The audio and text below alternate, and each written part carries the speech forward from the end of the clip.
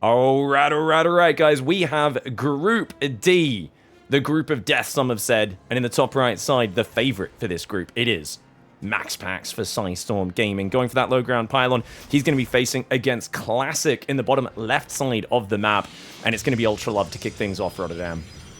First game of the day for us after a couple of long days of Starcraft already, but it's always fun to watch Max do his thing in PvP. Now, Ultralisk is obviously a map with a ramp leading into the natural, so Classic going for a low ground pylon does not surprise me here, but I'm very curious to see how he's going to play against Max on the maps where there is no ramp leading into the natural. You said the last thing you want to do is do the exact same thing as Max. I think that's accurate. On a map like this, though, it's kind of hard to be mega different. Like, maybe Classic could go for a fast expand with a second gateway into a Twilight. Some people have attempted to go one gateway into a Nexus into Twilight, because I don't like it. If my opponent goes Stargate Twilight and I just go Twilight immediately, that's good for me, right? No, that's absolutely not good. You don't have enough units, MaxPax is going to kill 11 workers and the game is over. But I'm just curious to see what Classic is going to bring to the show today. These two have history. It is MaxPax's favorite, but it's not impossible for Classic to get... No, especially not with Hero recently, beating MaxPax a bunch of times. He's been not only beating MaxPax, taking down Clem as well, and I think that's shown the weakness. And sometimes that's what you need with a guy like MaxPax who plays very reactive. He likes to expand and defend and use that defender's advantage.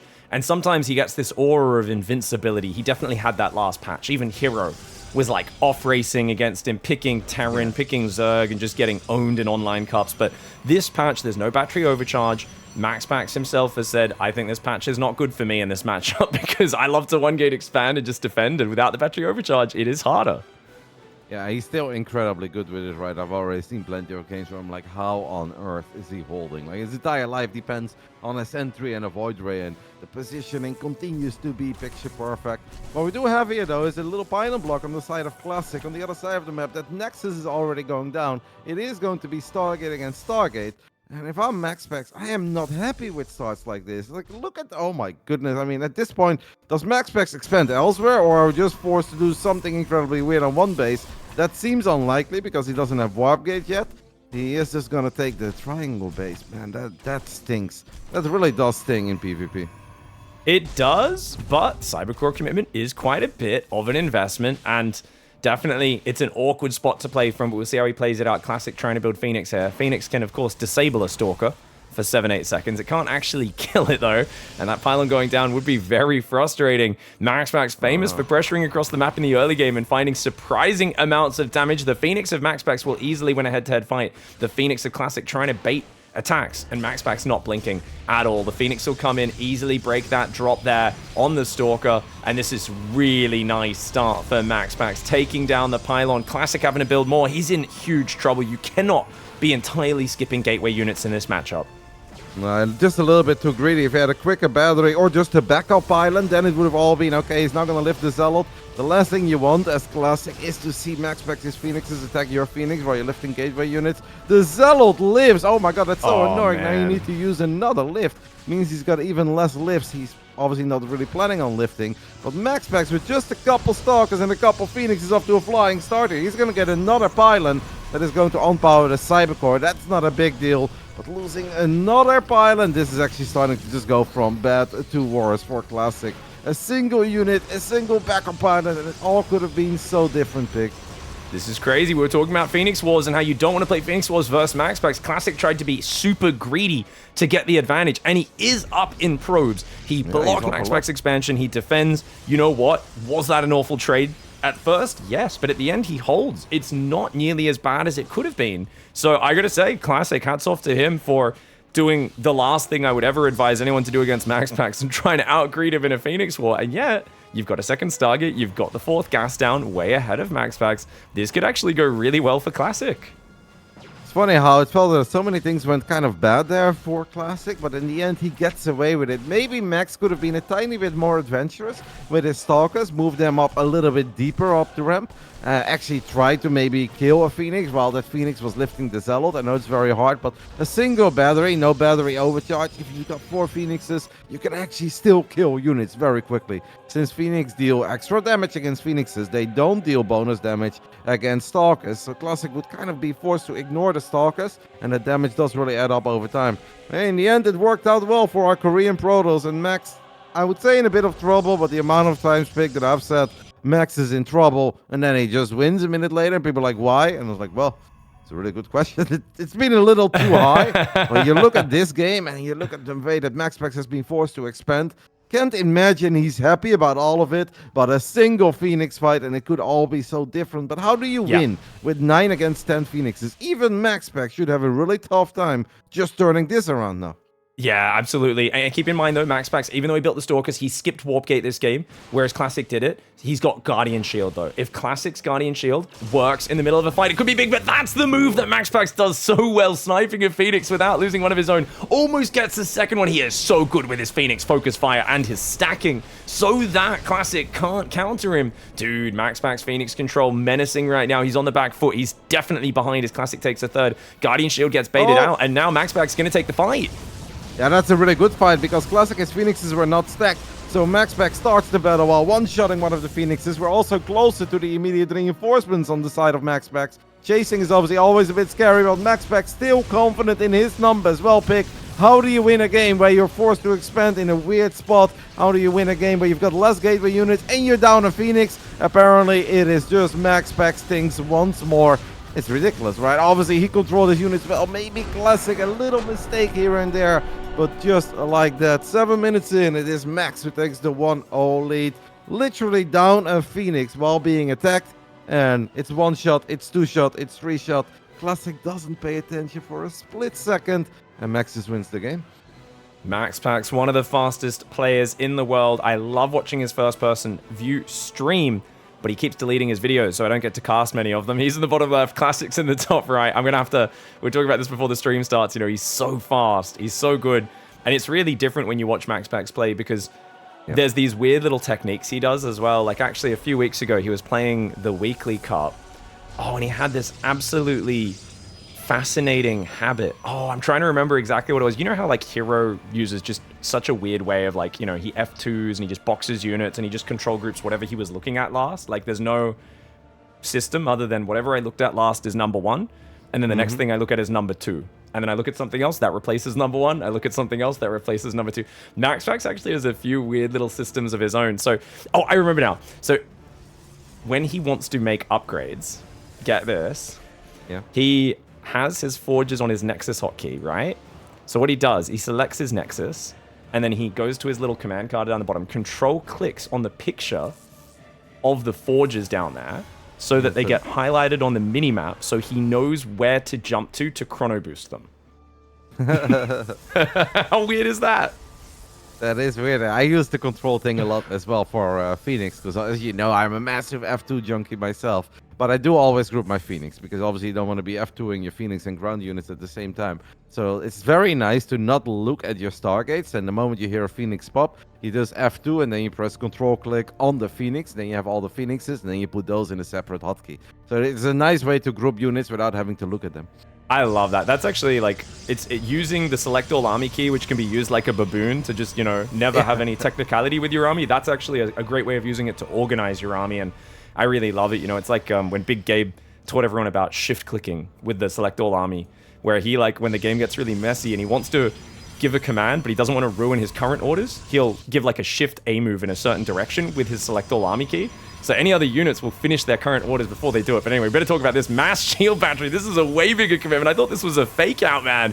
But dude, MaxPax, after getting so much damage in the previous game, has decided Classic is not respecting gateway units in the opening. He keeps skipping his Zealot over to get some damage done. But you're supposed to have a wall off here, no? I'm actually really surprised that Classic just lets the Zealot sneak in. But I guess because of the pylon, it's all just been a little bit weird. And that pylon and the battery has made it borderline impossible for Classic to get a very easy wall off. So now this Zealot is actually gonna drain the shield battery of Classic at a very rapid pace. Now the Adept shows up as well. This is an absolute disaster. And this time MaxPax is not gonna go for the Phoenix. MaxPax knows that with a start like this, all he needs to do is get a few more workers. Did miss one shot there, tiny bit unfortunate. But this Adept has still already done good. The Zealot has done amazing. And that Oracle has the follow-up.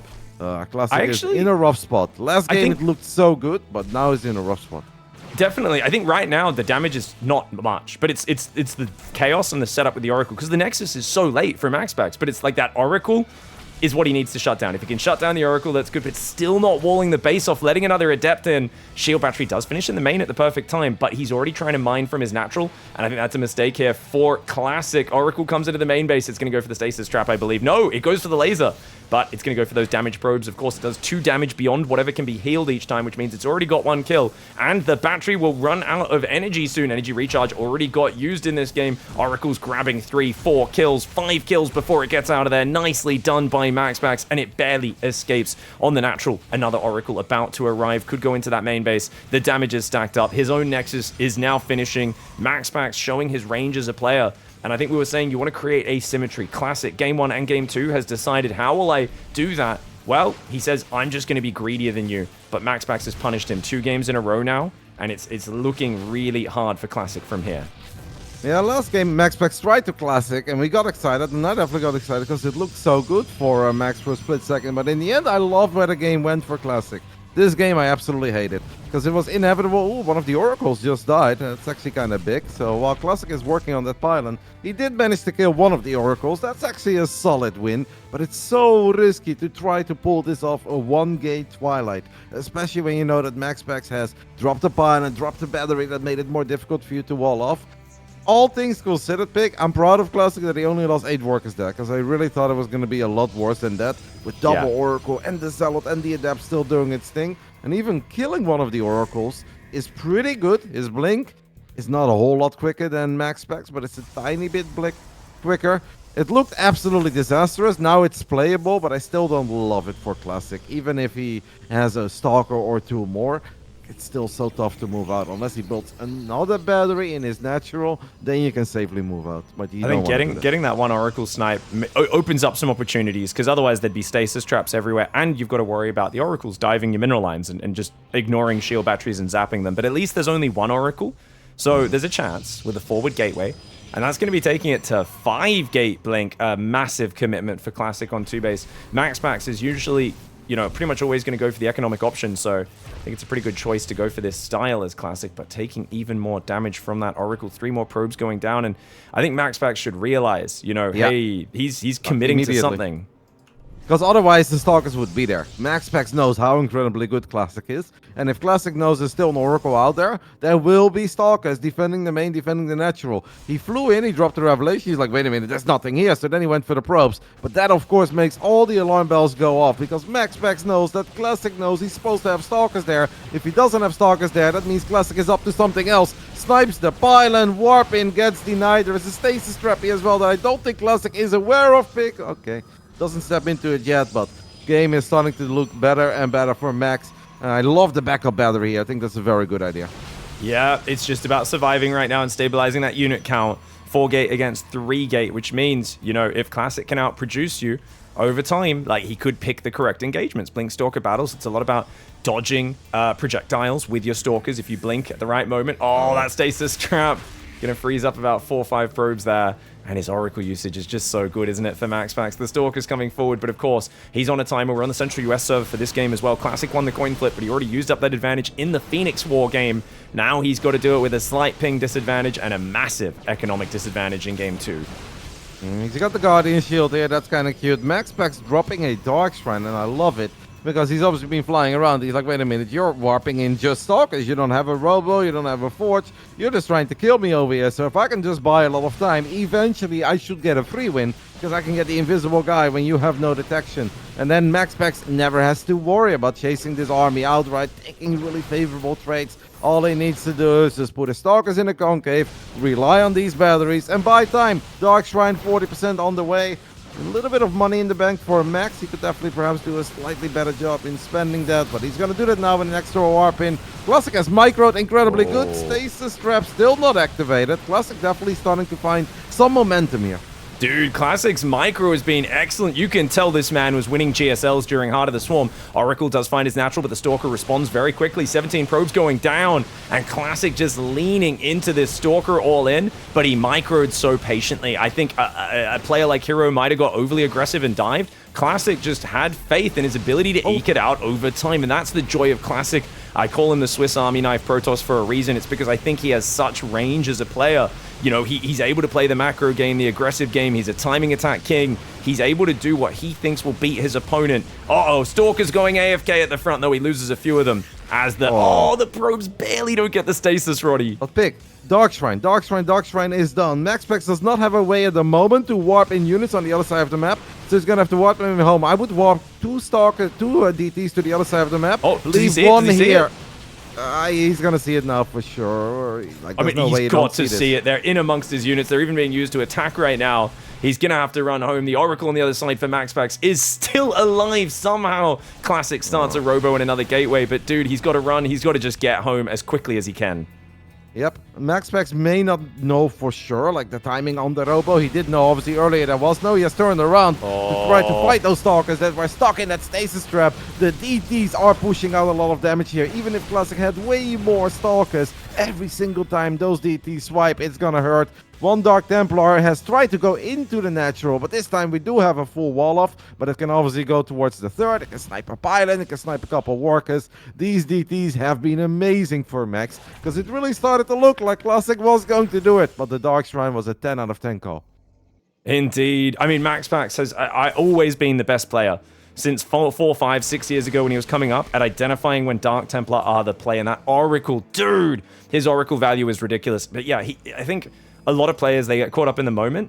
MaxPax always has this like one tiny corner of his brain, like 2% of his mental power, I feel like, is always just asking the question every 10 seconds, is Dark Templar good in this situation? Because there's so many times players would be caught up in defending their third. They wouldn't think to do it. MaxPax scouts a blink all incoming, but he keeps that kind of top-down overview of what's going on, goes for the DTs, and they do get him back into this game. I mean, not to mention the big stasis trap. Blinking into that's a big problem. Just in case, there's a lot of newer viewers and people who don't know the exact ins and outs. The way stasis works, it freezes your ability cooldowns where they are. So the reason why Classic couldn't just blink away there is he blinked into it, which means he's got to wait another 7 seconds, whatever the cooldown is, before he can blink again. So that's why he tried to stay on the front and keep fighting there. Classic still with some very good micro. He's not out of this by any means, but it looked like he was going to make an impressive victory, and he ended up getting deflected. He's now down 7 workers, and with no Forge, you can see MaxPax getting those incremental gains. Yep, and at this point, it's also 6 gates against 6 gates. One of the reasons why Classic was able to overwhelm at the third is because he had a gateway advantage. He was able to warp in a few more units. Even if he was down in workers, he was up in units. I think that initial Guardian Shield helped out quite a bit as well. And of course, just his ability to micro those units incredibly well. All of that was good for Classic, but the Dark Templars have truly turned this around. The stasis trap was very useful. Starting +2 here and a 4th base, tiny bit adventurous, but another stasis trap as the Observer was trailing behind is going to make things pretty easy for Max. And I think at this point, he could make a crazy blink pick. He could just blink for that Prism and be like, you know what, if you want to stick around, we're going to fight with my immediate reinforcements. And that should be the 2-0 for MaxPax. If Classic was a Tiger, his crotch would be exposed right now and vulnerable. And the blink forward for MaxPax will be finishing him off. It was the right call there for MaxPax. Cool to see the interesting twist up in that game where Classic was not in a great position, but he just had fantastic blink micro on the third, made MaxPax work for it, but MaxPax wriggles out of trouble in style. All right, guys. We got Dark in the top right side of the map. Maru in the bottom left side as well. It's a big Terran versus Zerg. And it is going to be deciding, of course, if Dark is still the current king of Korea in this matchup, or has Maru put in the grind? Has he come out of the offseason strong? Rotterdam, I think you've got the same questions I do, right? Like, is Maru going to bring back that god tier form? Yep, it's exciting. It's just cool to see Maru. Lambo recently made a video on how he feels like it's awesome and it's exciting to watch guys like Sero and Maru because they don't play in all the weekly events. And I obviously agree with that, right? Like, if you see someone, I still love Clan MaxPax. No matter how many times I have to watch it, cast it, if they both play their best, I will always be entertained. But there is definitely a real argument to be made for it, especially when you see these guys that you don't get to see a whole lot. And Maru absolutely falls into that category now more than ever before. In the past, he wasn't too big on online tournaments, but we still see him very often in the GSL or some of the other big online qualifiers that we're running. Been a little bit quiet on that front. So it's just awesome to see that he has agreed to playing a tournament, that he's here. And yeah, how good will he look? Like, Maru will never look bad. I think that's impossible. The year could be 2044. He has not played in 17 years, and he'll still be good. Like, I'm certain of that. But how good will he look? That I really don't know. What we do know is that Doc is definitely still looking damn good lately. Perhaps even better now than he did a while ago. So it's probably going to be a bit tough for Maru, but I'll never count Maru out. That'd just be such a silly thing to do. Yeah, it's kind of funny because there's a few things in this matchup you all need to look out for. Number one, does Dark avoid getting supply blocked into oblivion? Because he's definitely lost a lot of games to Maru from just getting supply blocked, having dodgy openings that are not very well executed, not well practiced. And actually, oh my gosh, what a way to start it. No, the Reaper gets out with 3 hit points. Oh, Dark almost got a big value pick off. But so the point I was making there is, yeah, essentially Dark makes a lot of little mistakes with his openings historically. But there are these occasional series where he doesn't get supply blocked for the first 6 minutes of the game, has a perfect opening, and he just steamrolls Maru. And you're like, damn, dude, why don't you do this every game? But obviously, you know, no one can play perfect every game. Maru throws a lot of harassment. The big way Maru finds wins, because he knows that his build orders are generally tighter than Dark's, is Marine tank pushes off 3 base. Like hitting about 7 minutes with 2 tanks, 20 Marines, 24 Marines with stim, combat shields, 1-1, 2 medevacs. That push kills Dark an unreasonable amount of the time when Dark tries to play Ling Bane. So historically, Dark gets forced into roaches against Maru, and that's when Maru can afford to play a bigger macro style. But against Ling Bane, he tries to take Dark out early because Dark's Ling run-bys and Bane run-bys have been a big problem for Maru. Maru went Reaper into double Marine, and Dark tried to split those 4 Zerglings to the other side of the map. Obviously, one of the Lings went down to the Reaper, so it was only 3. And then he's like, I can't take it with slow Lings. Zergling speed kicks in. He's like, oh, maybe not. But then he saw the one Marine was a tiny bit exposed. He's like, I'm going to go for it anyway. Love to see a little dance over a couple Lings versus a single Marine that obviously doesn't have any of its fancy upgrades yet. It is a standard Hellion Banshee triple CC opening on the side of Maru, so about as standard as you can get in this matchup. We saw Bonnie be very adventurous with his Hellions. I feel Maru does not tend to die very often, right? I think as a Terran, once in a while you have to do it because you don't want to be known as a Terran that never clicks Hellions into a natural or a third base, because then Zergs will just be Omega greedy because they know that you won't go for it. But I think that Maru really sees a lot of value into keeping these Hellions alive for as long as possible and trying to contain creep to the best of his abilities. Dark is already making a lair and 2 more gases. I have a feeling he's trying to rush potentially to Mutalisk. It could just be, you know, make a quick Bane speed. But the gas and the lair just seem quite early there for Dark. Now that being said, Dark's a loose player. You can't read into the little details with him. You know, like a guy like who's got his build orders really written down in details, a Lambo. You can spot something and know where he's going a few minutes from then. Dark will change his entire idea of what his game plan is at any moment in the game. So unless you can speak to him right after the game happens, you're always guessing at what he's thinking and you're trying to read into his goals. But he might be thinking one thing and then just change his mind based off a tiny feeling in the game. Maru throws out a scan, doesn't get all the creep tumors there. Does see a couple of these creep tumors that were still trying to become one on the low ground, so that's very nice. Didn't have to scan for those, and that also means the Dark's gonna have to drop new active creep tumors. The double clock Banshee is heading towards Dark side of the map. There is double Evo chamber in the main. There is a macro hatch in the main base. Let's see how well these 2 Banshees can do. Spore Crawler positioning looks pretty good. I do think Maru should be able to grab like 2, maybe 3 drones here in the natural, but that should be about it, right? With the Queens and the Spores nearby, it shouldn't be more than 3. Gets 4. That's honestly pretty damn good already, Pick. Yesterday we saw Bonnie struggle finding 4 drones with the Banshees. I mean, this is it's a feature of Dark's early defense is he doesn't split his queens. Something Raynor popularized in 2021 is splitting your queens control group wise. Dark will split his queens manually. But the moment those Hellions run in, or something like that, you'll see every queen runs in one direction, and then he manually resets them. So by harassing like this as Maru, but not overcommitting, you will make Dark misinjects and kind of run his queens around a little bit. it means Dark's really hard to kill with the frontal push because he's like the fastest to just pull every queen into the battle. But if you can kind of poke around and make him uncomfortable, he'll waste a lot of injecting time and you will disrupt his macro a fair bit. You can see here a supply block on 104, a result of the Hellion Banshee movement, just kind of keeping him off his guard a little bit. Now that 5th base in the top, that is an odd 5th base, but I think this is a reaction to the fact that Maru's expanded on the south. He expects Maru to push towards his 4th base. So he realizes, let's expand away from that Terran aggression. Unfortunately for Dark, Drop's already heading in that direction. On the plus side, though, he does see it coming as the Lings run in. I think Dark's had an amazing opening so far. He's already got a hive on the way, Roddy. Lings are going to get a good bit of mining time and a few SCVs. Excellent timing, right, for these Lings to show up. Hellions were on the other side of the map. Banshees were in location to spot it. And Maru just picked up 2 medevacs full of Marines. Maru is going to load these Marines. And getting a cancel on this base would be big. But I think Dark has more than enough Ling Bane here to deal with it. Even right before those 1-1 upgrades already. Couple Banelings morphing in the bottom. How sharp is Maru? Sharp enough to see those. So Dark can still cancel them. Maybe a tiny bit fortunate there for Dark, right? Because imagine if the Hellions find them when they're already Banes. Then you just made 5 Banes and you won't get that money back. And you won't get anything done. Overall, indeed, Dark is looking good, but I also feel that Maru's looking quite good. He's looking sharp. The Hellions are going to get surrounded here, but Maru's still going to try to get a few good shots off. And honestly, I like what Maru is doing so far, Pick. Yeah, I thought the opening was excellent for Dark, and a lot of Terrans kind of fall behind in that situation. Oh, the Marines getting to the safety of the siege tag. Combat shield's not quite there, but already pushing on this 5th base. He's got the Banshees also helping defend against the counterattacks as well. Do not tell me that's me lagging. Oh, no, it's Rex. All right, should we hit the pause button? I think I probably will.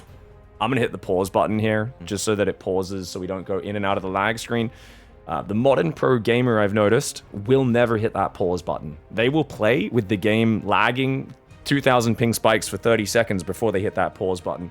Back in the day, I don't know about you, Roddy, I would hit that pause button the moment the light shone wrong on that stage or whatever was going on. I'm like, nah. Sound sounds slightly weird. I'm hitting that pause button, but sometimes these players will play for quite a bit while the lag speed pops up, and it definitely is something I don't like seeing that because you always wonder, especially Zerg versus Terran with Banelings versus Marines, that can completely ruin the game. Yep, and they are pretty close to battling, especially on the top side after Maru just landed a big tank shot. Spotting these Zerglings is obviously big with the Banshees. Maru's is looking good, man, because Dark clearly tried to play very greedy, right? Go all the way up to Hive very quick. Like, we're 8 minutes and 8 seconds in, and Hive is done. Pick hits the pause. And I think both players will just tell you to go immediately, because it's been looking good for them. Maru ready, Dark ready. So we'll continue, unfortunately, for Rex, our man from Taiwan. Excellent Zerg player, by the way. Good old Rex. Yep. Rex, a very good Zerg player, but right now, he saw a hatchery about to go down, so he quickly ran away. He said, no, I don't want to see that. I want Zerg to win. Tank down there, sieged in the middle. Zerglings don't actually jump on top of it. This is really good for Maru in that regard, but where do you go next as Maru? Because you've got a good army, you denied the 5th, you got a great army. You're going to go, okay, there we go, that's the decision. 4th Command Center and 2nd Factory. I was thinking it's way too late to go 8 racks at this point, so you kind of just have to go for the infrastructure to continue your game. This is the modern momentum Terran vs Zerg style. Maru very rarely plays turtle style anymore. Pick those burrowed Banelings, but Maru throws down the scan, wondering if the Lings and Banes are still here, and then finds those 2 burrowed Banelings. That's unfortunate for Dark. I wouldn't hate it if Maru makes a really big push at the bottom. Because, yeah, the Ultralisk Cavern just finished up, but it's definitely not there. We don't have Ultras with kind of splitting yet. Maru's army just looks really good. They're both sitting on some money. Dark's going to try to buy some time with a counterattack. Does grab 2 tanks. That is good, but that's about all. And I think that Maru is going to realize immediately what is happening here. Maru's finding crazy damage in the main, bottom right side at the same time. Grabbing 3 tanks is good, but Maru should be able to find something really good for him before those Ultras are out. Yeah, the Ultra's not going to be out for a little while. 2-2's almost done for Zerg. +2 attack finishing for Terran as the Marines redrop the main. Ling scrambling over there to defend. Both gases denied in the main base for Dark here, so he's going to have to rebuild those. His gas is very low. He spent all of his gas on the Ultras. He doesn't have any spellcasters either to support, so if Maru can kind of get a 4th up, go from Rauders and Libs and stuff like that behind this, the Ultras won't necessarily find an angle. Dark on 65 workers, a terrible position to beat against a Terran who's thinking about a 4th. That being said, Dark has won more games with less economy than Terran than just about any other Zerg in the world. I would almost say that Maru should have cancelled these last 2 medevacs on the production tab, because he already had 9, now he's going up to 11. If Maru can get 4 Liberators out, I think he's in an absolutely amazing position. Dark has no mobile anti-air as we speak. Ooh, no cancel on that hatchery for Dark, so that's a big loss as well. Maru needs to stop building medevacs. He's got more than enough of them. I'd say with a couple libs, you make your life so incredibly easy.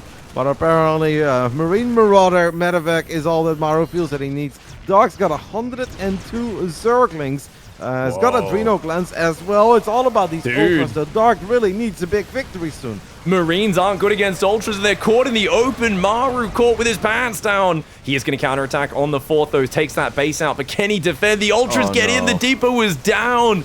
Maru caught with his pants literally down around his ankles. And that is when you're most exposed. Everyone's seen the dog take a look around before it has to do its business. Maru, he was doing good on the aggression, but Dark desperately, it's kind of all in. 64 drone, Ultra Ling, but the army fights in 3, 4, 5 areas at once. Finds massive damage. Maru's Marines are ripping apart the economy, but it doesn't matter because there's Ultras on your production. There is a Banshee. That one Banshee's got one hell of a job to do, Pig, but eventually he should be able to clean this up, right? Isn't that how this works? It's getting some shots off. Kindness plating is finally done. Maru still battling. Zerglings on the other side of the map. Snipes another Queen. Dark has 0 anti-air as we speak, but Dark has 62 drones, has Ultras and Lings all over the production of Maru, and just like that, it's over. And I really think, Pig, with 2 or 3 Liberators, and Maru had time to get those libs because he saw the Ultralisk Cavern, instead of going up to 12 medevacs, why don't we stay at 8 medevacs? Why don't we have 2, 3, 4 libs there? I think you make your life so much easier. And I think he was just caught off guard. The Ultras distracted him on his 4th, and so much bio was kind of spread on the 3rd and in front of the natural, and it all just got surrounded by Ultra Ling. There weren't even many Banelings. So if he was behind a wall with his whole army stutter stepping back, that's a very different game. But really nice win. Dark has done this so many times before. Swap from defending into attacking so quickly. Hit 4 bases at once. And Maru, he's no stranger to Dark getting in all of his bases at once.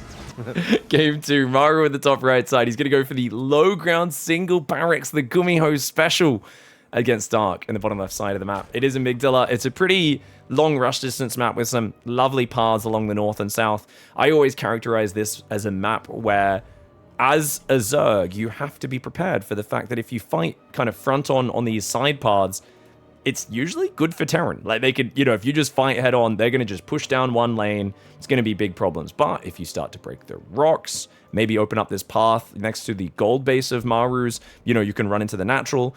You can defend with like 1/4 of your army, 1/3 on one side, and then push the other side with 3/4 of your army. Big crazy counterattacks. I don't think you ever just want to accept playing purely defensively here on Amygdala. And Dark, his Overlord, will get sniped there. He's going to try and stay on the pillar, because he says, well, you can't land the barracks, so at least this delays your reactor by a few seconds. I think there's an argument for running the Overlord away, because one Marine would take longer to kill it if he goes left. But you're going to lose it either way, though. But Maru does commit to that. One thing you can do as Dark here is you can go Creep Tumor first on your natural, because there's no Reaper to deny it. So I think that's the best way to take advantage of one of these no Reaper openings. Yeah, that's very smart. I think I like that as well. And especially on this map, I've already seen a couple. Oh, he goes for the immediate inject. I kind of like what you're saying there, Pick, because that really gives you a head start, right? Like, just one Creep Tumor a little bit earlier, then you get that second one forward. That shouldn't really be contested, and you can already go into multiple ways rather than just one way. And a little bit later, you're trying to open things up. Yeah, shame that, it does, maybe would slow his economy down a tiny bit, but I would have been a fan of that, Pick. Yeah, especially if you're going quick Ling speed, which does make sense here, because the Hellions are going to rally out very early off that fast reactor.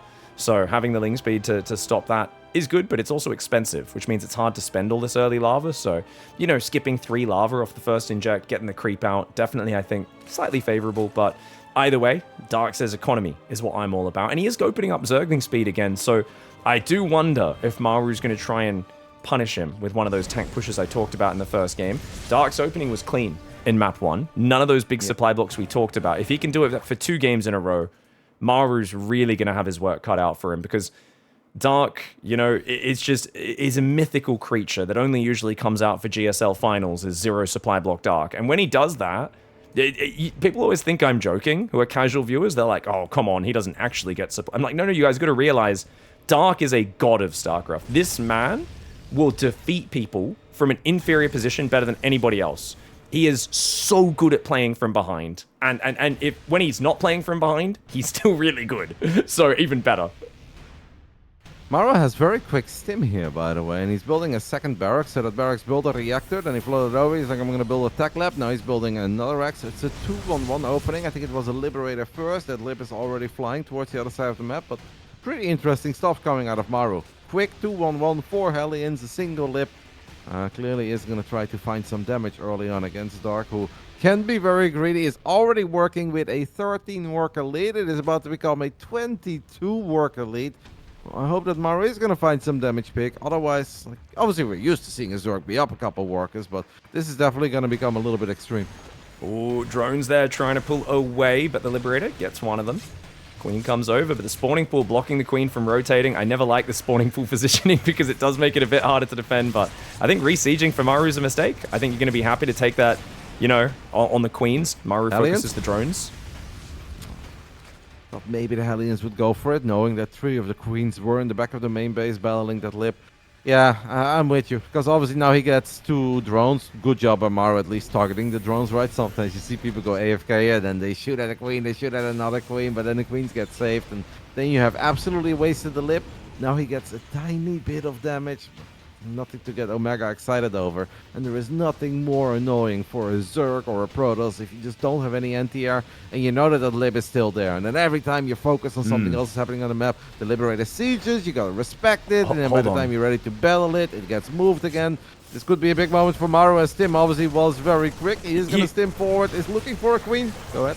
It's only 6 Queens, man. They've got no transfusers. This is so greedy for Dark. I mean, it's not a big Marine Hellion army. Dark may have just judged it just right, but if you lose a Queen 3 drones, I think that's good, because look at the upgrade timing. He's got good 1-1, Bane speed, 4th hatchery. Remember, the 3rd command center is a little delayed here for Maru. His extra barracks are coming in now, but they're not crazy fast off this opening, and I think Dark's happy to get away with that, because when you've got 15 Zerglings and only 6 Queens in total, right? Like, that is a dangerous spot. You can see he pulled every Queen to the front. They're now going back into the main and natural to inject. He's got a macro hatch coming up. Another insanely fast infestation pit for Dark. This man wants to play fast ultras today. Yeah, and it worked out in game 1, and not even everything went good, so perhaps he says don't fix it unless it's broken. Infestation pit halfway done at this point. Maru continues to battle a little bit, but that Bane speed is quite quick, because Dark obviously has very quick lairs too. Keeping creep contained is something. Maru is looking good on the pickups, doesn't throw away too many Marines. I think Maru was hoping for a tiny bit more, but at this point he has obviously more than caught up economically. Like 59 SCVs against 63 drones is excellent, and he's got a serious move out heading towards the top left side. Yep, Hellion's going to go after these Zerglings to clear out the watchtower. Give that one. And the Ling's going to move to the right side as well. 2 2s on the way. It's a pretty fast push. I mean, multiple tanks, lots of Marines, Hellbats in the mix. Good positioning for Maru as this 4th base is in jeopardy. Massive counter, though, for Dark, and the wall's down again. Maru, oh, he morphs a Baneling on the depot to make sure it cannot be lifted. Nice positioning with that Siege Tank, Marines, and SCVs. Amazing that Maru's cleaning up as much as he is, but this is so expensive. It is expensive, but obviously Dark lost that left side base. Pick those supply box you've been talking about. This was a monstrous one for Dark. He was at 118 out of 118. 4-5 overlords on the way. He was sitting at 1,000 minerals, but that's why he just threw away a couple units. And guess what? He has killed way more than he has lost at home. Now he is able to spend all that money. He's spending it at a very rapid pace. And suddenly Maru's army over here on the left side of the map doesn't look that big anymore. This tank will fall. The last tank is going to get picked off as well. And then knowing that Dark has done way more economic damage than Maru, this all worked out for the man who was hard stuck at 118 for a while there. Tactical supply block to bait Maru into a false sense of security. It was always planned. Anyone who doubts Dark is a hater. Get out of here. But no, seriously, he found great damage. But if Maru can get rid of this 4th hatchery as well, I mean, it's only a 7-8 worker advantage. It's not that big a difference. Maru has known that Dark is weak to this exact sort of heavy 5 barracks, just Marine tank production pushing. It's such a good way to take down Dark. In 2023, when they played in the GSL finals, he took down Dark with it there as well. Dark did best him the last time they played in the GSL finals in 2024, though. And of course, Maru will be looking for revenge. He's got the momentum on the army right now. His 2-2's also very close to finish. The Hive is finally starting, but Dark needs to transfer workers from that main and get a 4th base up. And he doesn't even have one started, so it looks like Maru's taking control of this map, but he's got to still close things before those Ultras if he's on Mass Marine. Yep, there is Burrow as well, so a couple of Burrow Banelings could potentially help Dark to find a great fight. Yeah, Maru is like, alright, cool, I killed the left side base, I'm killing the bottom base. That means you're a 3-base Zerg. Well, perhaps I don't need to step on creep after all to do something wild over here. This is going more than fine. Dark splitting off a couple of links to the top side, looking for a counter in the 3rd. I'm not sure how many units Maru has there. Wow. Marines are quite exposed on creep. This is an excellent start to the fight for But he's Dark. move commanding. And Maru clicks He's on the clicked on the hatchery. Maru! What? Maru with a huge mistake, distracted by the Lingbane counterattack. He moves so deep on creep, gets jumped on by Banes, and then clicks on a hatchery and runs past the enemy army. A monumental mistake for the greatest Terran player of all time. Oh my goodness! Oh, what was that? Those 2 Banelings blowing up 20 SCVs. I cannot believe what just happened. Do you think Maru like F2A moved on the minimap and accidentally clicked on the hatch? Because otherwise it doesn't make any sense. How can he ever click on the hatchery from where he was? A game that looked incredibly good for Maru as he was containing Dark on 3 bases. Dark with a late Hive has once more been put on its head. Burrowed Banelings perhaps. I don't know if Maru saw it because there is so much chaos. There are links dancing in the natural, in the main base, and then it's hard to keep track of a couple of Banelings burrowing at your 3rd. I cannot believe what just happened there, Pig. That was absolutely wild. The game was looking amazing for Maru. And now it's looking terrible because Infesta Ultra is coming out, and that's something he really can't answer with his current setup. He lost the 4th command center that was building.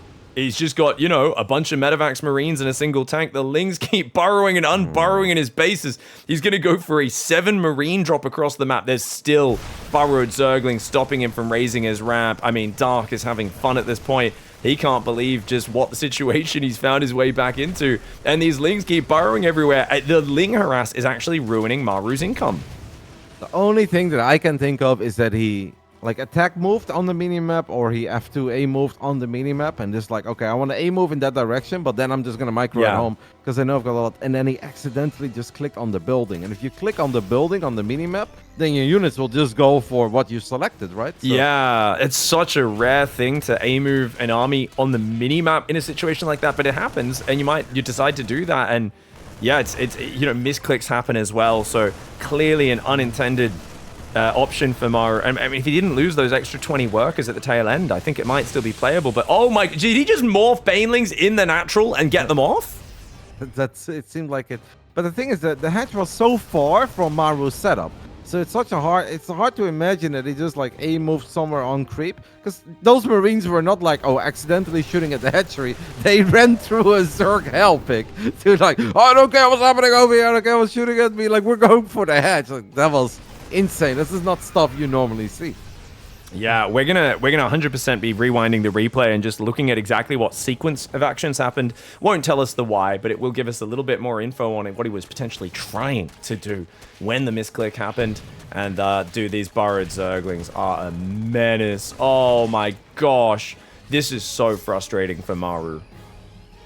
Yep, and obviously we saw the Ultras shine last game. This time the Ultras do have kindness. +3 is going to finish up for Maru, though. He's got a couple of Widow Mines in the mix. He's still dropping, despite a couple of the things that went horribly wrong for the GSL GOAT.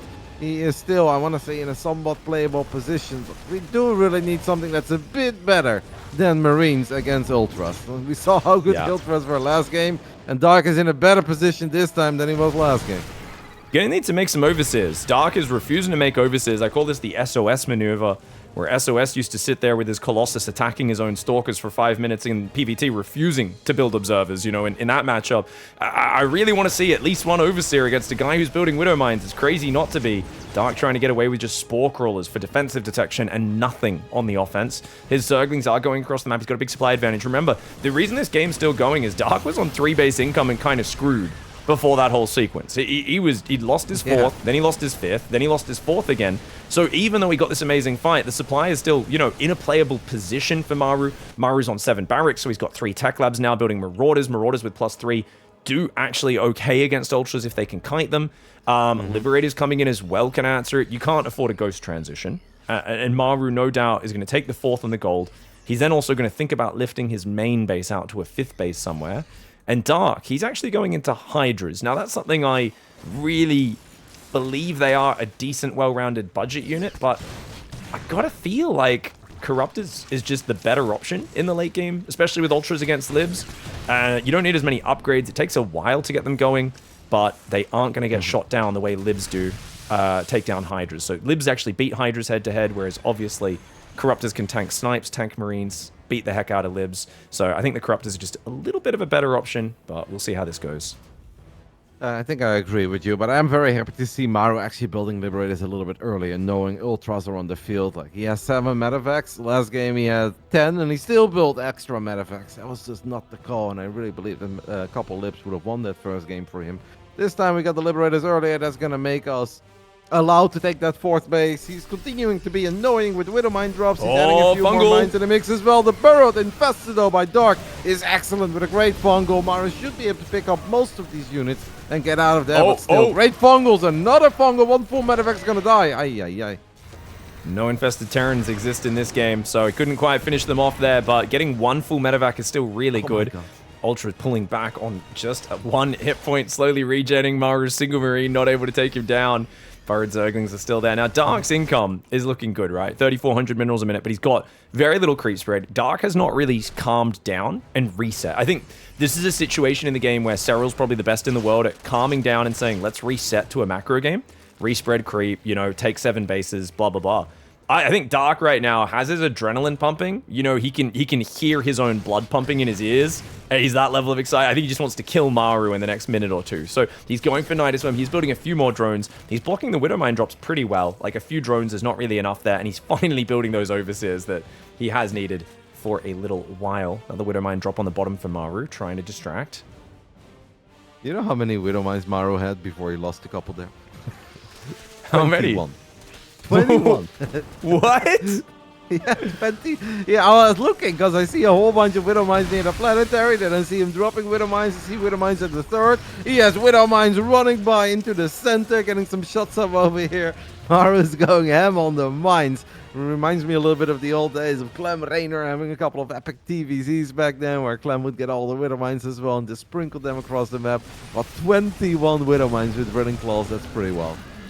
Indeed. Snipe's going to take down the Spotter Overlord there, so the Night Swarm isn't going to really achieve too much. Lurker Den's now coming in.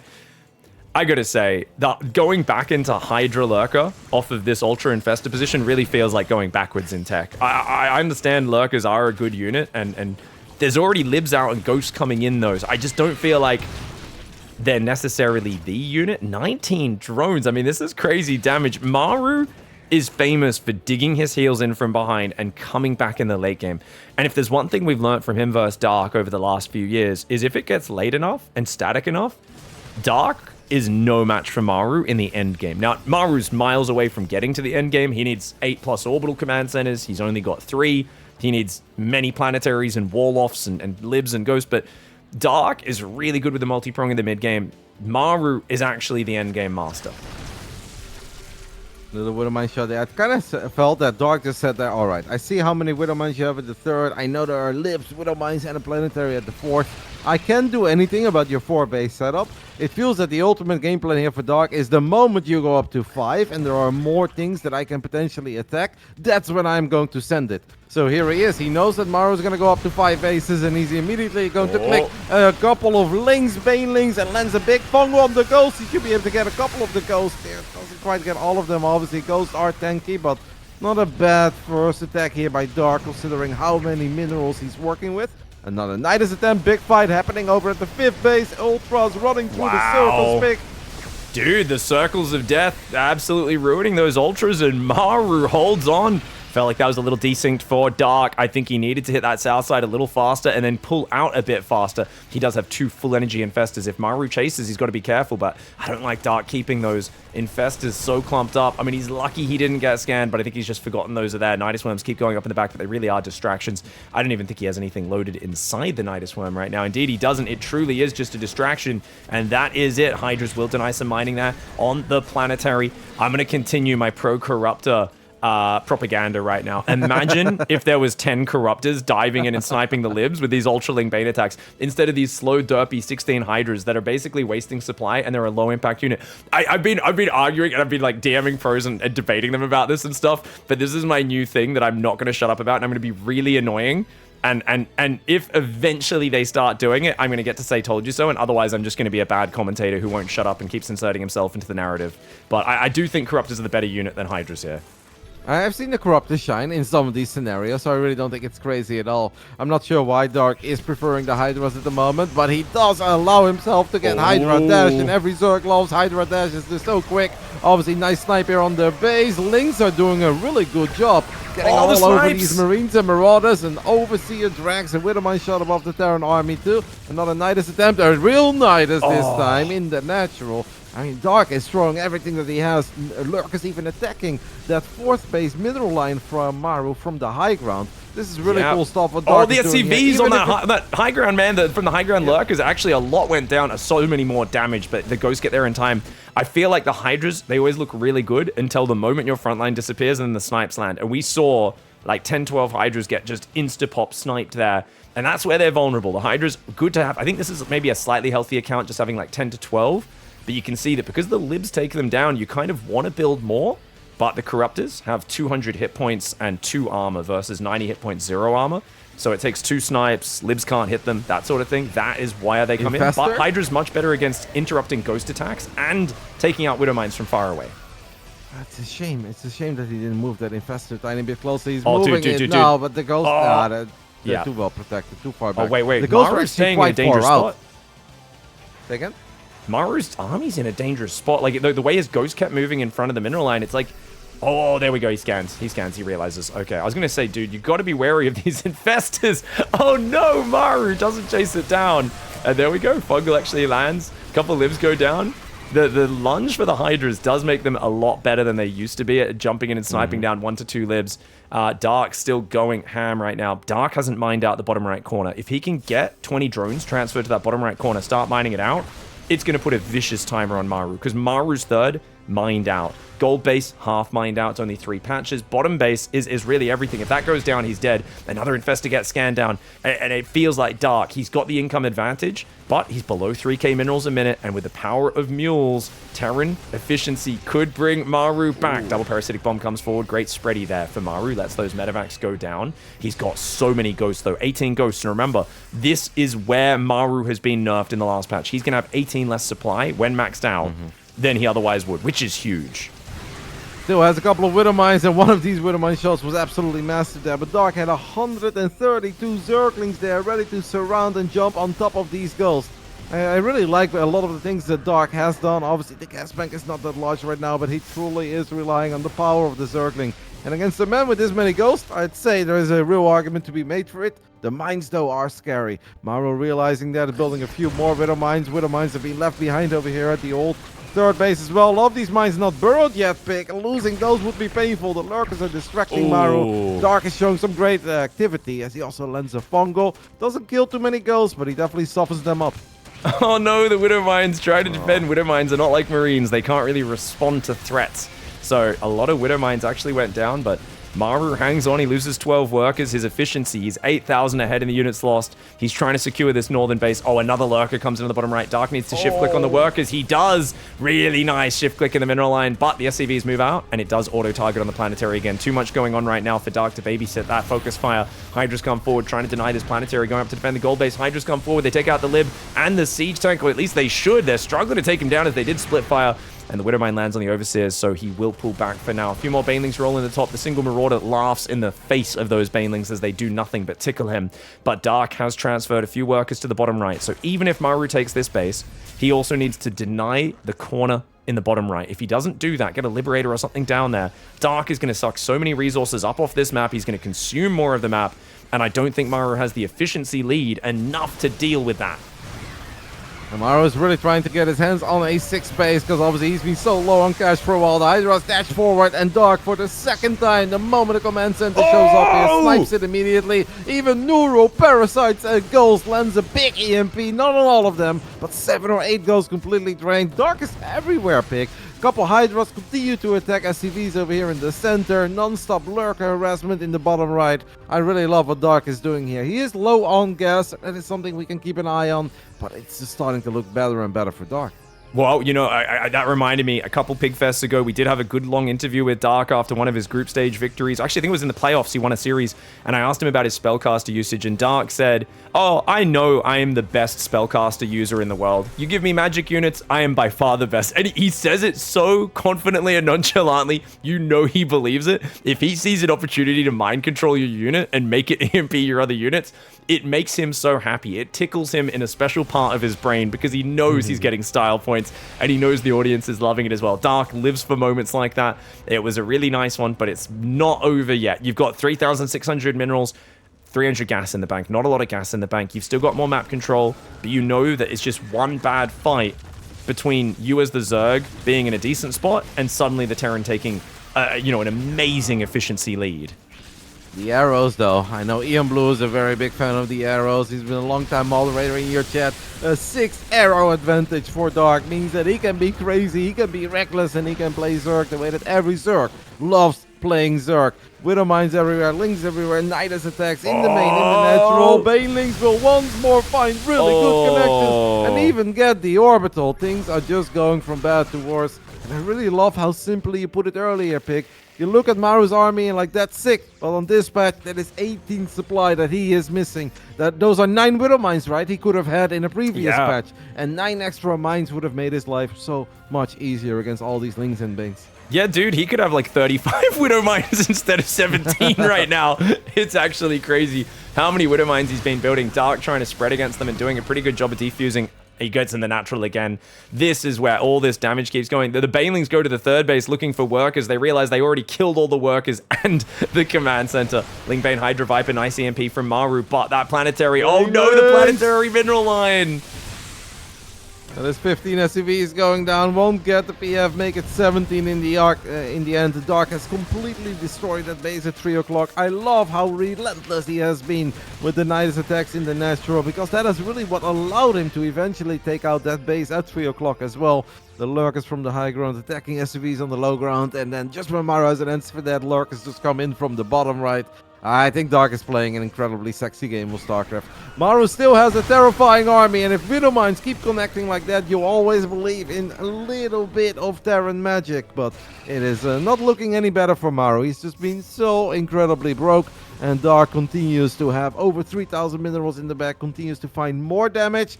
Still needs to clean up this army one time and one time only, though, Pick. I mean, Maru was playing this late game from a very suboptimal position. I think if he, you know, wasn't so far behind, he might have been able to do it. But now Dark rolling in, catching him with the Libs on siege, abducting them out of siege mode. Pulls away from those guys on that right side. Does grab that extra Liberator, the Ghost Low, looking for some snipes on the retreat. A few more Infestors are being built there by Dark. And actually, Maru's still going to keep pushing towards this base. I actually think Dark has the numbers to swarm this. And if he gets on top of those ghosts, it is lights out. The trick here is don't get your Vipers abducted or Lurkers hitting the natural again. And if he tries to pick up those ghosts in the medevac and you abduct them into the Hydras, it's devastating for the Terran. This is a base that matters for Dark, but it's not ultra important because he's got the bottom right side as well. I think Maru just feels that he really needs to start getting some W's on the board, right? Because if it just continues down this route, there's no way that it's ever going to end well for him. So yeah, he's like, you know what, I'm just going to have to make something happen. Does kill that base in the top left, and they had a little bit of an exchange, but Maru is going to have an incredibly tough time replacing any unit that he loses. Dark immediately unsieges the lurkers, saves them as well. I'm loving what I see out of Dark over here, Pick. Like, Maru doesn't look bad. Dark is just looking excellent today.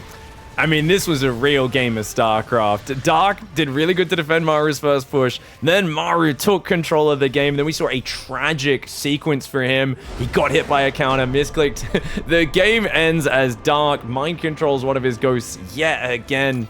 And what a great 2-0 for Dark. He's got to be very proud of that, of course. But it all comes back to that crazy, you know, clicking the army into the third base earlier.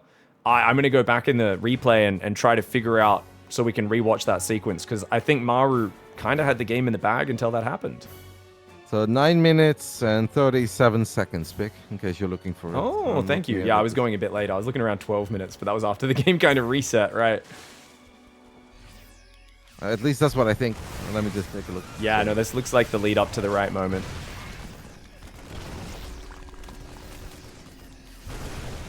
All right, so this is the moment, guys, where we've got Ling Bane in the north going for a counterattack. And Maru already, I was watching his army the whole time, and I was like, dude, this is crazy that he's moving this deep with his whole force. You can tell he's clicked his tanks to different areas, and he's maybe even shift-click siege them. We can't quite tell from the replay. His Marines are all kind of moving forward, spreading out, and then he looks at home. He looks into his main base at this moment. We're going to slow it down. He selects his workers and throws down 3 more barracks. He then looks back on the front. And this is as Ling Bane's running into his third and his main army is getting jumped on. I got to question the decision to look back at your base at that moment, while not even scanning ahead of your army. I mean, to look at your base and build barracks as your army is literally moving into siege tank range, a full screen deep on creep. That's a crazy move. So he takes a nasty fight there. And then he's so panicked, I guess, by the army hitting him. Yeah, I think he just A-moves on the left side of his screen, and I think he meant to click on the ground here, and the hatchery is just barely exposed, so he must have just barely A-clicked on the hatchery there, and now he's going to jump his camera home immediately after that. Yeah. And his whole army is, of course, running forward to try to click on the hatchery.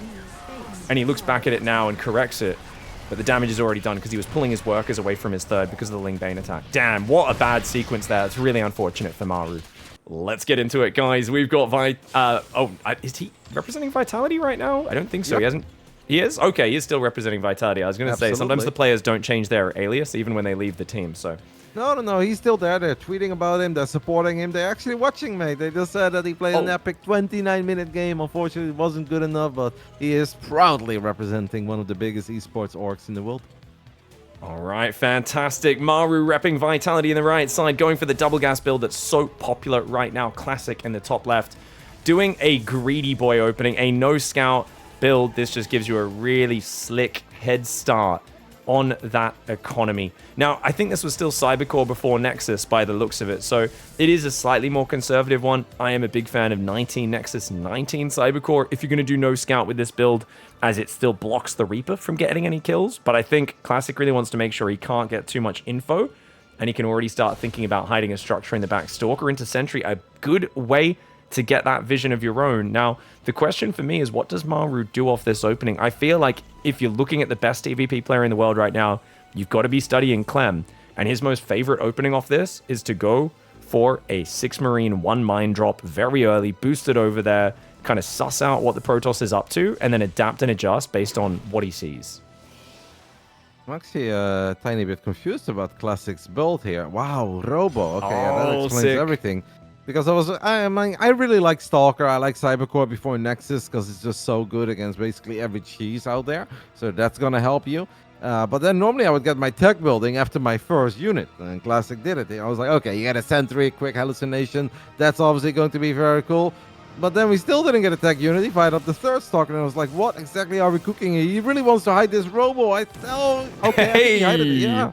He hit it. Hide it. Nice. He hit it because the probe actually got the kill on the Reaper there. That is solid. But the Robo first is honestly the most rare of all the Protoss openings, right? Yep. Twilight is the gold standard. Stargate still quite popular. People are starting to love the Phoenix Zealot as much as I've been loving it.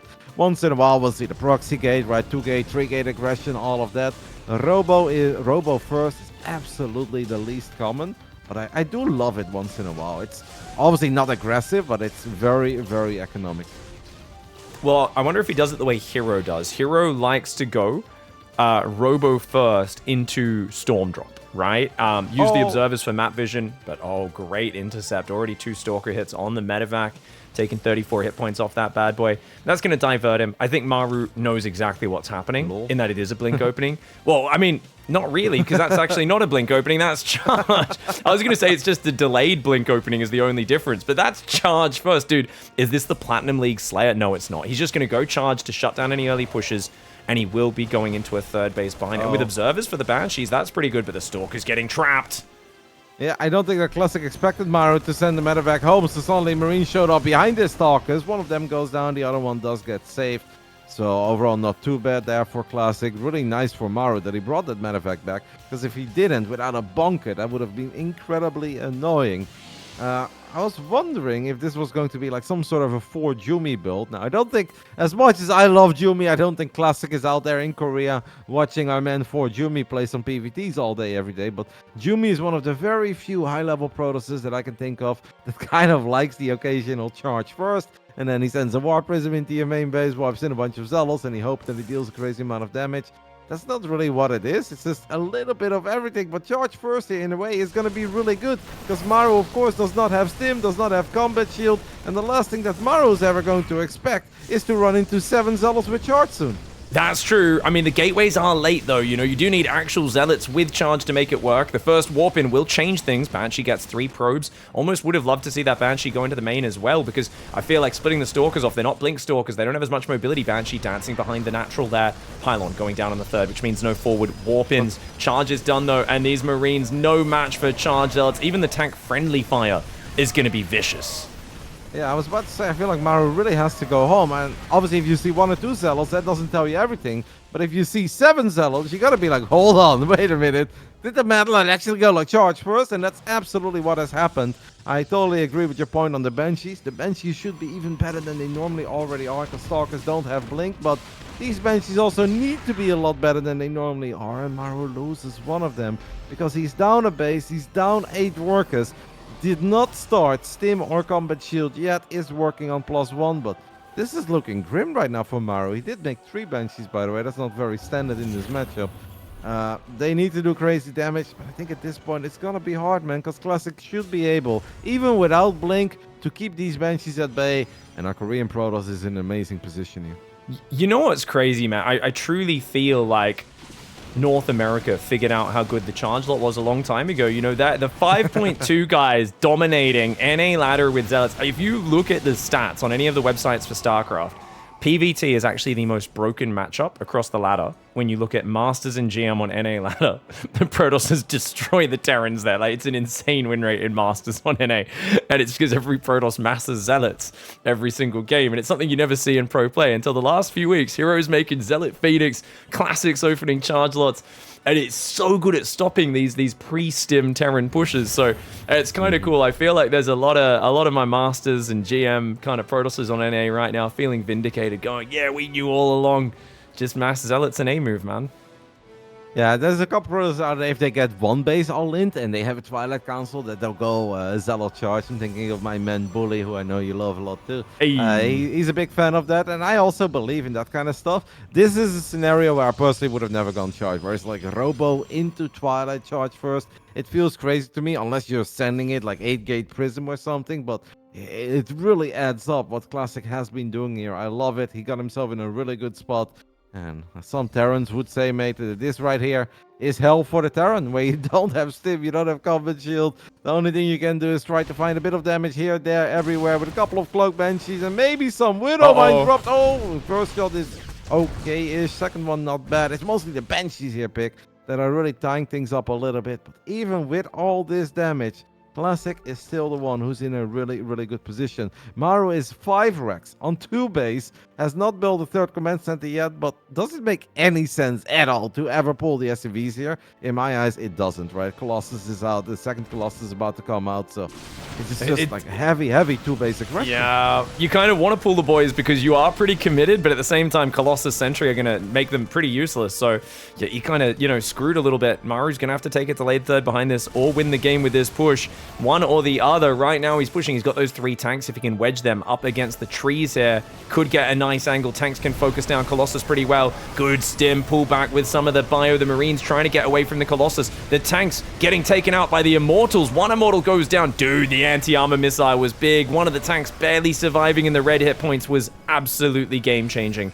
If that second tank went down, that would have been crazy. He gets it in the end with the Stalkers. Classic definitely losing a lot of units, but there are no Vikings here. And without Vikings, it is so difficult for the Terran to attack into these final 2 Colossus. Maru realizes that he needs more. He needs to create some chaos, so he's going to go for a triple mine drop. That is a wild way to deal with a Widow Mine, and it works. Classic Mad Lad pulls 8 probes to kill a Widow Mine and gets away with it. Maru did as good as I think he could do. I just don't think it's good enough yet. He needs more, right? He's down not 1 but 2 bases big. It's double forts, it's triple Colossus, it's double Robo production as well. I mean, A for effort on the side of Maru, but I'm afraid it's just not enough. We were talking to Clem at the end of yesterday. He was saying he thinks Maru always comes into a series with his build orders planned out. Map 1, Map 2, Map 3. I think Classic played spectacularly well. He said, I know Maru likes to open up pretty much every series in the past few years with a big tournament. He likes to open up the start of the series with a really aggressive build to put his opponent on notice. And that's why you go Observer first into Charge. It's such a safe opening. You see exactly what's coming, and you've got the best early game defensive unit, the Zealot. And it shut down what Maru was doing. Don't get me wrong, there's a bit of luck there because Maru didn't know what he was playing against. His build does not match up well against Classics. Classic shuts it down and takes game 1 in style. All right, in the top right, Classic up a map with a creative opening. I think you'll go back to something a bit more standard. It is Amygdala. It's a map which is really quite decent for Stargate openings. Takes a little while for Terran to get across the map.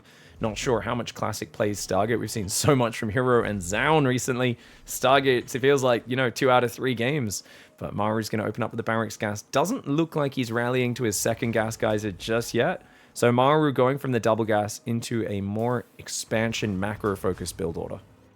This is Tournament Live on the line already for Maru. It's so bizarre to talk about that when we're only 4 games into enjoying some Maru gameplay here in 2025. And a lot of the games have been close, have been competitive, but 0-3 for the day. Is a PiGFest and life is on the line here. It's a must-win game for Maru, and basically everything outside of potentially a 3rd map from now that he will play is going to be Tournament Live on the line, but he needs to win 2 in a row. Otherwise, we already have to say goodbye to our Terran GOAT.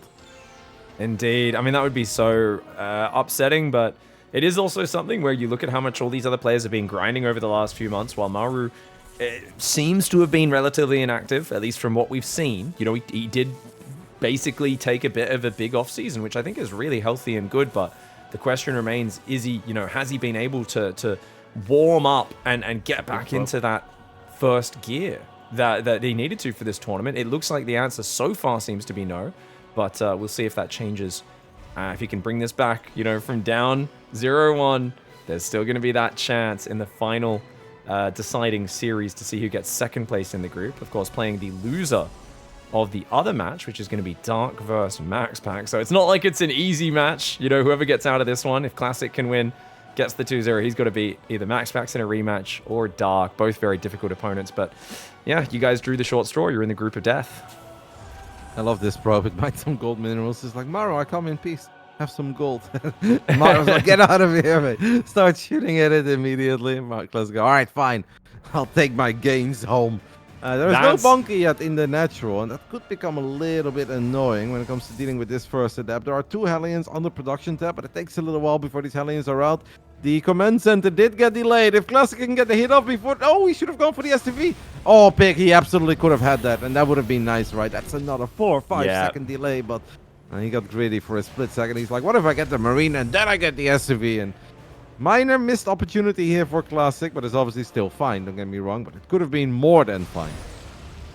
Adept gets a hit on the Hellions. Not bad. I mean, you got to be careful about overcommitting with the Adepts here. He'd love to take these Hellions down. He's going to split fire here. Oh, no, he doesn't, actually. No, does waste 1 shot on the Hellion, but gets rid of a Hellion and a Marine. I think the Adept is going to be left deep in the red, though, as it tries to shade away. Hellion will try to chase it back.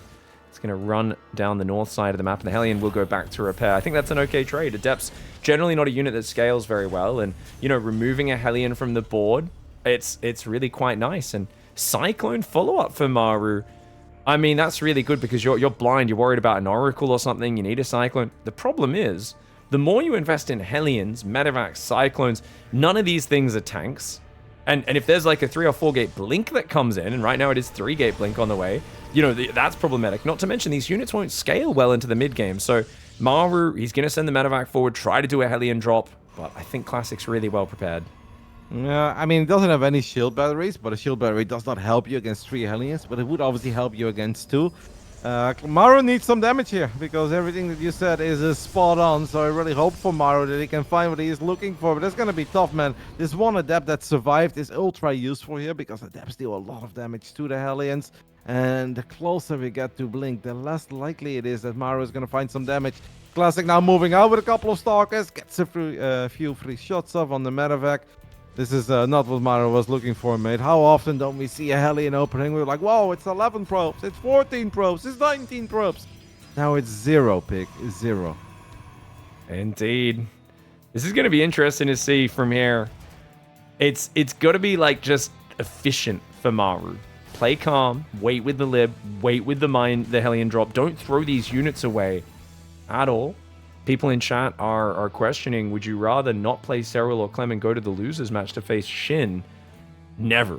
You always want first place to get through to that playoff bracket, always, because that's essentially starting the upper bracket. You get an extra life. It doesn't matter who you play against there. You know, you always want to win. Every match matters in this tournament, even here in the best of 3 group stage format. These guys in the losers match have already lost their chance to get first place in the group, but just something to remember, it is a bit of a different format to what people are used to. SCV at the front for Maru. What is this doing? I mean, I love what Classic is doing here. He's adding 3 more gates. I wouldn't even mind 4 or 5 gates, because I think all that Classic needs to do here is get 8 gates Zealot, charge, A move on time, hold against this push, and then I think this game is his. As soon as he gets his hands on charge, he's going to be in an absolutely amazing position. Maru needs to find something big real soon, because this opening was committed and he found nothing. Nada. So Maru knows that he really needs to start finding a victory. I think the Liberator in the main base just got picked off. There is still that potential Hellion drop. Getting the Nexus here is obviously really solid for Maru, but then there is a Neil problem. How do you get home? Yep. That is exactly the question. And he says, well, if I keep attacking, then I don't give you time for charge to finish. Problem is, the Zealots run forward, charge kicks in, Zealot Stalker comes in. I don't think there's enough for Classic to fully overwhelm, though. This is a big overcommitment for Classic, and Classic takes the fight a bit half-cocked. The next wave of Zealots and Probe starts to get some good damage, but one has to feel that Classic got over-eager. He had to wait for charge. He did not need to rebuild the third here. He could have been rebuilding it on the other side, and he takes a really nasty trade. I mean, Maru, I thought moving forward was the wrong choice at first. Turns out it baited Classic into a terrible fight. It gave him a really good trade. Yeah, it seems like Classic was thinking the exact same way. He's like, well, the problem for him is how does he get home? Let me just jump on him. Well, if he waits... It's one of these fights where you have 3 extra Zealots, or a Guardian Shield, right? 3 extra Zealots, a Guardian Shield. Charge is done for all of the Zealots, not for half of them, after you already lost a couple. It is such an amazing fight for Classic, and then even losing the third base is really not the end of the world, because Terran cannot continue to be aggressive until they've got Stim and Combat Shield and some upgrades. But yeah, Classic maybe like underestimated the strength of the army a little bit, or I don't know what happened there, but you wait for 2-3 Zealots, and that looks so much better for Classic. But in the end, excellent sharp timing by Maru. I don't think that the Hellion drop really got anything done. Oh, there it was. So no, it did not get anything done. Stalkers could now blink into the main base. I don't know if we have a tank in the main. By the looks of it, we don't. Good job by Maru, at least researching Stim on the left side and not on the right side. I mean, if you blink in that base, you're actually insane, Classic. Like, that would be such a wild move. With Stim about to finish this late in the game, the Stalker's even standing there is quite dangerous. Classic does have his third base back coming up. He's gone +1 attack and a +1 armor. I love that Classic, goes for the armor. I think it's such a good upgrade. It's so important for the Zealots, and it upgrades faster. It's cheaper than +2. That being said, +2, pretty necessary for those Colossus. Once you get to 2 or 3 Colossus with extended Thermal Lance, the value of +2 is massive. Stalker's keeping an eye on this Terran army as Maru does not stim all of his units, but stims enough to push them away. Even after Maru took such a good fight, literally the best fight I think he could have ever dreamed of, this game is not done yet. Maru's army is massive though, 71 supply, but Amygdala is a pretty large map because of all those rocks. It is tough to get to the other side of the map. And Classic with a Colossus, with a second Colossus soon. Excellent observer spread, by the way, so he's able to keep tabs on this army. Maru might try something fancy here with a tiny drop into the natural, but that'd be risky because the Stalker count is still quite high. Guardian Shield would be very necessary here, but we're waiting for Force Fields, I guess. Colossus, though, is kind of exposed. Can he keep it alive? One Marauder shot would be good enough. Nice force fields, nice save on the Colossus. Do we have a battery to heal this bad boy up? There's no batteries on the map right now. It's all units. It's all mobile army. He jumps on Maru. Maru not sieged. Trying to push his advantage. I think that was a great pounce by Classic. Does he have the numbers to properly chase Maru, though? The Marines are up front. The Colossus not focus firing on the Marines. If they click on those Marines, they're going to evaporate. The tanks get a big volley off, and Classic chased too far. He just went a bit too deep. If he pulled back, waited for one more wave of Zealots, that would have been a completely different fight. Well, he's got a couple of extra Zealots now, but now he doesn't have a Colossus. Tanks are pretty well protected. Maru is rallying a lot of his units as well to the other side of the map. Despite all of this, Classic is like, yeah, this is a good moment to fire up +2. Blinks forward, but these Stalkers are going to get absolutely shredded, and it's starting to look like Maru could potentially stay alive in this tournament, even though these 8 Zealots are absolutely amazing for Classic. Much better target fire this time. There's a 4th base up. I think that might be it, because the main is half mined out right now for Maru. He's going to have to lift his main down to his 3rd at some point soon, but that slows down his momentum. He loses another unit up north. I mean, this is so bad right now for Maru. You got 5 medevacs, but the tail ends of those fights were so bad. I love what Maru is thinking. He's like, you know what, if my main is going to mine out, let's just take out these rocks and then I can maybe start mining from the gold. But the Zealot run-by is already happening. And if you're a 4-base Protoss against a 2-base Terran and you're thinking of Zealot run-by pick, I mean, that screams confidence. That oozes all the confidence. Classic had some really good moments in that hole. Then he had one questionable moment. But outside of that, almost everything was good. The start with the force fields was good. The pullback was excellent, saving that Colossus for as long as he did. One fight didn't go his way, but then right after it looked like he was in trouble. He did a great job in buying time for another Colossus, warping in a few more Zealots, and perhaps Maru had to be a tiny bit more aggro, right? When Classic's army was really tiny. Like, maybe even leave the tanks on siege for all I care. Just get in there. The Stalker count was low, and on siege tanks are actually somewhat useful against a few Zealots with charge. But by sieging up those tanks at the bottom of the ramp, he gave Classic time for another warp in. And then that superior economy really did kind of carry in. I love this idea, but this idea also causes some issues. What happens if Stalkers and Colossus stand in the center of the map, Pick? Yeah, that's always the problem, this gold base. You know, I used to always make fun of it as a bit of a trap. I mean, he's still all in. Maru's going to add ghosts for the next wave of the all in. I think he's expecting potentially Archons, because they are naturally a follow-up for like a 4-gas Protoss. But Classic never put back on his 4th gas. He's just kind of adding his upgrades one at a time, massing Zealots, continuing to make Colossus. And yeah, the Viking count is up to 6. The 3 ghosts are building. It's a classic 1-1 Ghost Bio Viking all in. This used to be usually a 3-base attack. He's going to do a delayed one off 2-base. I mean, people have made magic happen with less, but it's all about those Colossus and where they land their hits and how effectively they do. And especially if you get +2 armor in time before these ghosts arrive, that could completely just obliterate. The Zealots are going to be a lot tankier than Maru's expecting. Classic could fall in a trap here where he's like, you know what, I should get a lot of Stalkers so I can deal with drops, and then like Stalker Colossus, a nice range army. But that would actually be the one way to still end up losing this, because Maru's got 19 Marauders. That is a serious amount of Marauders that if they can all fight at the same time, they would do crazy work on Stalkers and Colossus. Classic picked up on that very quickly, and he started this fight with 31 Zealots. And Maru simply does not have the army to deal with 31 Zealots. A Viking gets sniped there. Every Viking that gets sniped is crucial. There's only 5 and none in production. Maru's broke right now. He cannot afford to lose mining on this gold base. Classic is doing so much damage by holding this position. Maru down 25 army supply and down in the upgrades. The Bio army in a big ball trying to kite against the Zealots, but there's too many Colossus. Yes, the Warp Prism goes down, but Maru does not have the numbers. And Classic getting a 2-0 upset. Unfortunately for Vitality Gaming's Maru, he will be going out in last place in this group. But I mean, it is the group of death. And we were always wondering what form will players like Classic show up in today. Classic just showed he is in excellent form in this matchup. A great win for Classic.